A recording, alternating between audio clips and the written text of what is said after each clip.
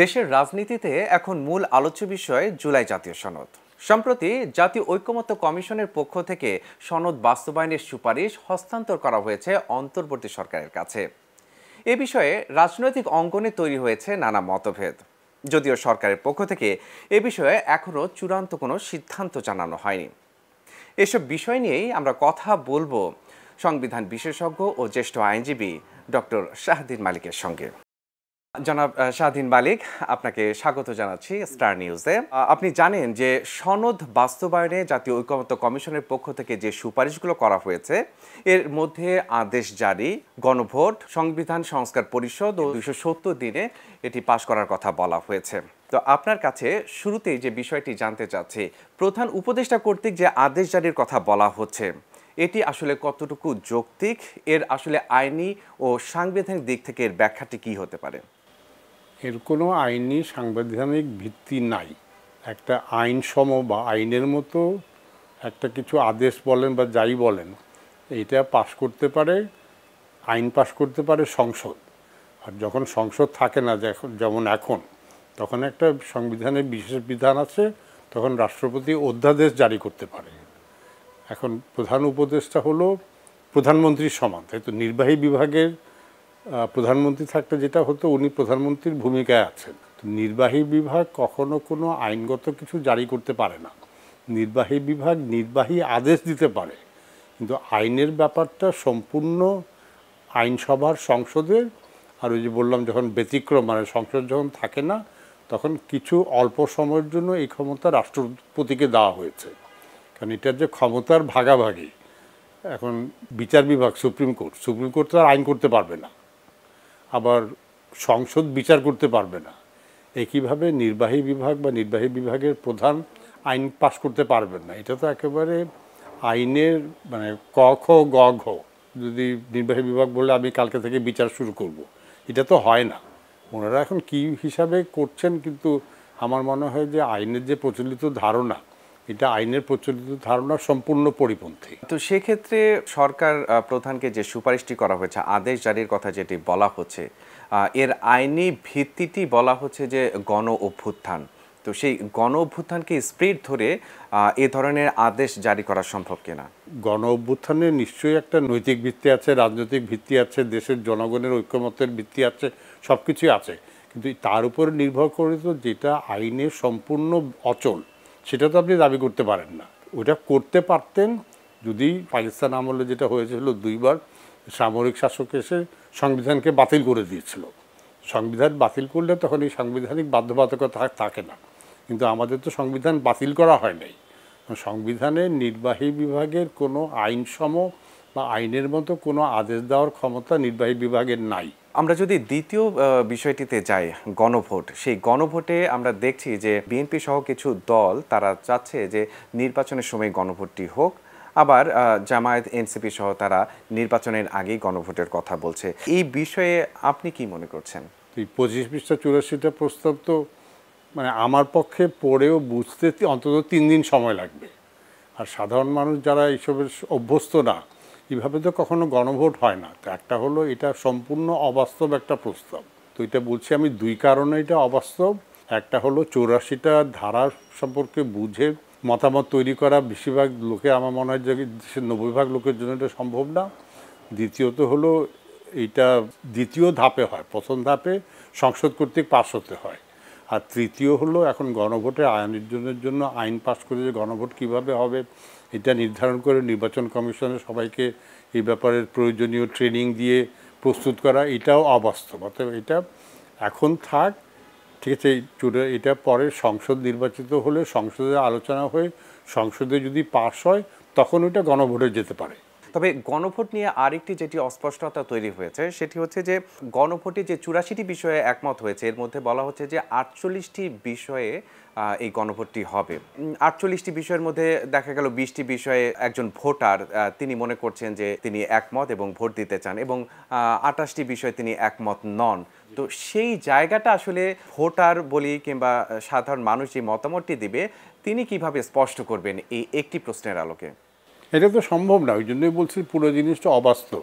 আর যে 48টা হলো সংবিধান সংক্রান্ত বিধান, তাই তো, এগুলি প্রত্যেকটা সংবিধান সংক্রান্ত বিধান আমাদের বর্তমান সংবিধানের প্রায় প্রতিটাই পরিপন্থী।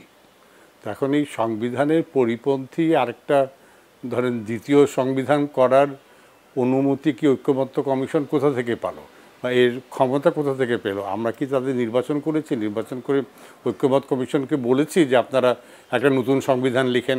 এটা তো তারা নিজেরাই তাদের এই ক্ষমতা নিয়ে সংবিধান পরিপন্থী একটা মানে 48টা ধারা করেছে। আবার খুব উদ্ভটভাবে বলা হচ্ছে যে এটা 270 দিন পরে সংবিধানের অংশ হয়ে যাবে। তখন আমাদের এটা খুব একটা হাস্যস্কর ব্যাপার হবে যে মূল সংবিধানে বলা আছে এক কক্ষ বিশিষ্ট সংসদ, আর ওনাদের প্রস্তাবে বলা আছে দ্বিকক্ষ বিশিষ্ট সংসদ। তো সংবিধানের কি এক জায়গায় থাকবে এক কক্ষ বিশিষ্ট, আরেক জায়গায় থাকবে দ্বিকক্ষ বিশিষ্ট? সংবিধানের এক জায়গায় প্রধানমন্ত্রীর মেয়াদের কোনো মানে মেয়াদ সীমিত করা না, ওনাদের তাতে 2 মেয়াদে সীমিত করা আছে। তো এটা তো সবচেয়ে গোজামিল দুনিয়াতে, তাহলে এটা সবচেয়ে গোজামিল সংবিধান হিসাবে দুনিয়ার ইতিহাসে এটা স্থান পাবে। দ্বিকক্ষ বিশিষ্ট পার্লামেন্টের কথা যেটি বলছিলেন, এই বিষয়টা আরেকটু বিস্তারিত জানতে চাইবো আপনার কাছে। তার আগে আমরা যদি এই আদেশ জারি এবং গণভোটের পরে যেটি বলা হয়েছে যে সংবিধান সংস্কার পরিষদ গঠন করা হবে এবং এই পরিষদকে একটি কনস্টিটিউয়েন্ট পাওয়ার দেওয়া হবে, অর্থাৎ গাঠনিক ক্ষমতা দেওয়া হবে। তো এই গাঠনিক ক্ষমতা দেওয়ার এখতিয়ার মূলত কোথা থেকে আসবে? আর এর পাশাপাশি যেখানে একটি নিয়মিত পার্লামেন্ট ব্যবস্থা থাকবে, সেটার পাশাপাশি আরেকটি সংবিধান সংস্কার পরিষদ নামে এরকম একটি প্ল্যাটফর্ম উভয়ই চলতে পারে কিনা, এ বিষয়ে আপনার মতামত জানতে চাই। না এটা আচ্ছা ঠিক আছে, তর্কের খাতিরে ধরে নিলাম যারা নির্বাচিত হবে ওনারা সপ্তাহে রবি সোম মঙ্গলবার সংসদ হিসেবে কাজ করবে, আর বুধ বৃহস্পতিবার সংবিধান সংস্কার সভা হিসাবে কাজ করবে। কিন্তু ওখানে আরেকটা যেটা বলা হচ্ছে যে ওনারা আলোচনা করে যেটাই ফলাফল হোক 270 দিনের মাথায় ওনারা এটা পাস করেছেন বলে ধরে নেওয়া হবে। এটার ফলাফল যদি আমরা এখন থেকে নির্ধারণ করে দিই যে এটা পাস, তাহলে এই 270 দিন ওনাদের আলোচনার কি মূল্য, কি যৌক্তিকতা? মানে আমি আপনি ফুটবল খেলছি, রেজাল্ট আগে থেকে বলে দেওয়া হলো যে আমার টিম 5-0 গোলে জিতবে, তাহলে আপনি ওই ফুটবল খেলায় আমার সাথে নামবেন? তো এটা একটা অবাস্তব, অযৌক্তিক। আর দ্বিতীয় যেটা আরও মানে আইনের মানে তাত্ত্বিক জায়গা থেকে আপনি সংসদকে কখনো হাত পা বেঁধে দিতে পারেন না, বা বর্তমান সংসদ ভবিষ্যৎ সংসদেরও হাত পা বেঁধে দিতে পারে না। মানে বর্তমান সংসদ ধরেন একটা আইন পাশ করে বলল যে ভবিষ্যতে 2টা বা 3টা সংসদ এই আইনে হাত দিতে পারবেন না, অর্থাৎ ভবিষ্যতে সংসদের হাত পা বেঁধে দেওয়া, এটা সম্পূর্ণ অসম্ভব। তাহলে সংসদের সার্বভৌমত্ব থাকে না।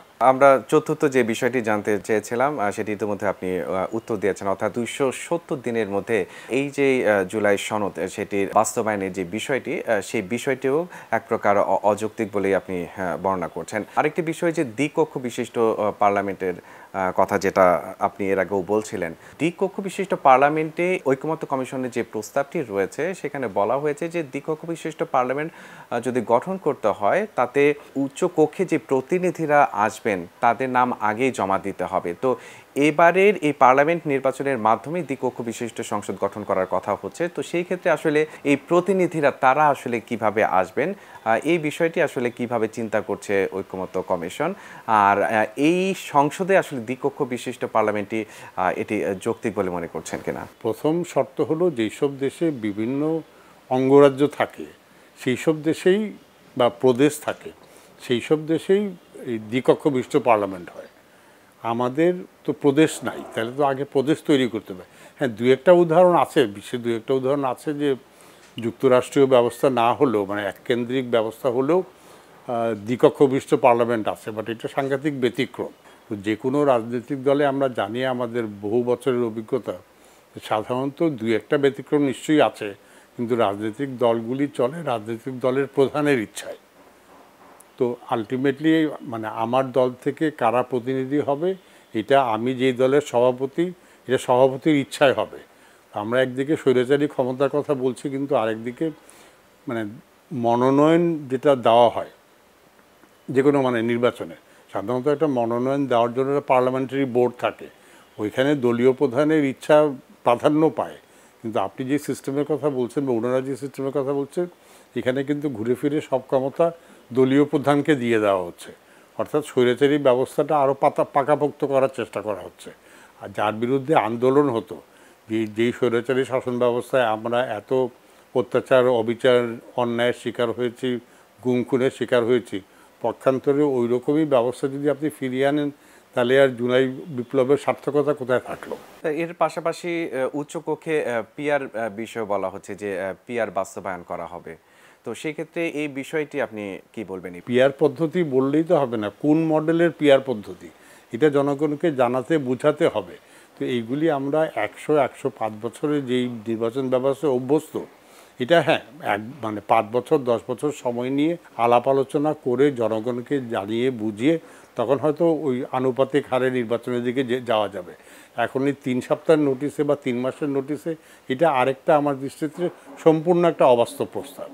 ঐকমত্য কমিশনের পক্ষ থেকে যে সুপারিশগুলো করা হয়েছে, সেই সুপারিশ আপনি একদিক থেকে বলছেন যে এটি সংবিধানের সাথে তো অবশ্যই সাংঘর্ষিক। এর পাশাপাশি একটি জুলাই সনদ বাস্তবায়নের যে প্রক্রিয়া এবং পরবর্তীতে পার্লামেন্ট নির্বাচনের দিকে এই সরকার যেতে চাচ্ছে, কেমন হতে পারে? বিশেষ করে আপনি সংবিধান নিয়ে দীর্ঘদিন ধরে কাজ করছেন, আইনজীবী হিসেবে যতটুকু অভিজ্ঞতা, সেই অভিজ্ঞতার আলোকে এই প্রসেসটা সম্পর্কে আসলে কি বলবেন? কি ওয়েতে আসলে সরকারকে অগ্রসর হওয়া দরকার?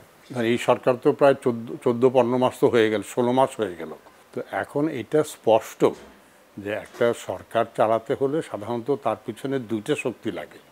যখন সামরিক শাসন জারি হয় তখন আমরা পছন্দ করি বা না করি, সামরিক শাসকরা আসে, তাদের পিছনে সেনাবাহিনী নামক একটা বিরাট শক্তি থাকে। আর অন্য যারা নির্বাচিত সরকার যখন আছে, সরকারের পিছনে তাদের রাজনৈতিক দলের একটা শক্তি থাকে। এখানে আমাদের 16 মাসে যে অভিজ্ঞতা হয়েছে, এই শক্তির কোনোটা ছাড়া একটা সরকার কিছুই বাস্তবায়ন করতে পারে না। এই সরকার তো তেমন কিছু বলার মতো দুই একটা ক্ষেত্র ছাড়া, বাট এটা খুবই ন্যূনতম বা কিছু বাস্তবায়ন করতে পারেনি। নির্বাচন যখন হবে এবং ক্ষমতা হস্তান্তর করা হবে, তখন ফেব্রুয়ারি কেন, আমি বলবো যে জানুয়ারি মাসেই নির্বাচন করে তাড়াতাড়ি একটা রাজনৈতিক দলের কাছে ক্ষমতা হস্তান্তর করে তাদের ভালোই ভালো সরে যাওয়াই উত্তম হবে। স্যার, আপনাকে অসংখ্য ধন্যবাদ জুলাই সনদ বাস্তবায়নে যে সুপারিশ করা হয়েছে ঐকমত্য কমিশনের পক্ষ থেকে, এ বিষয়ে আপনার মূল্যবান মতামত প্রদান করার জন্য। আপনাদেরও ধন্যবাদ। দর্শক, আমরা কথা বলছিলাম বিশিষ্ট আইনজীবী ও সংবিধান বিশেষজ্ঞ ডক্টর শাহদ্বীন মালিকের সঙ্গে জুলাই সনদ বাস্তবায়নের যে সুপারিশ করা হয়েছে ঐকমত্য কমিশনের পক্ষ থেকে, এই বিষয়ে বিস্তারিত আমরা জানার চেষ্টা করছিলাম তার কাছ থেকে।